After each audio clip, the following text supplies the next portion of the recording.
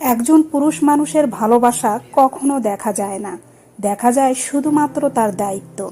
যে মানুষটা রোজ খেয়াল করে, আপনার খোঁজ খবর রাখে, আপনি ভালো আছেন কিনা, সুস্থ আছেন কিনা, খেয়েছেন কিনা, এই প্রশ্নগুলো বারবার করে, কারণ সেই মানুষটার সবটা জুড়ে শুধুমাত্র আপনি থাকেন, শুধু আপনি।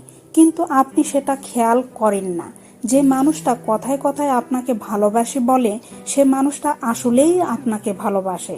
শুধুমাত্র আপনার জন্ম তারিখটা মনে রেখে যে মানুষটা আপনার জন্য প্রিয় চুড়ি ফুল নিয়ে আসে, সে আনরোমান্টিক নয়, সে শুধু আপনাকে বোঝাতে চায়।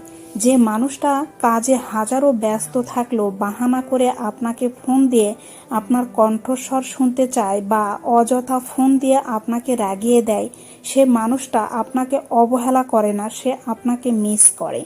আসলে একজন পুরুষ মানুষকে চিনতে হলে তাকে তার মতো করে চিনতে হয়।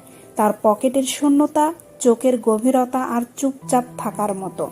অদম্য শক্তির আড়ালে লুকিয়ে থাকা সহজ সরল একজন সাধারণ মানুষ থাকে।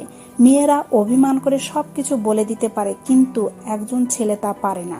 কারণ আপনি তার ভালোবাসার আগে আপনি তার দায়িত্বে আছেন। যাকে সে সারা জীবন নিজের করে আগলে রাখতে চায়, মানুষটা শুধু মুখ ফুটে বলে না তার মনে কতটা জুড়ে আপনি রয়েছেন।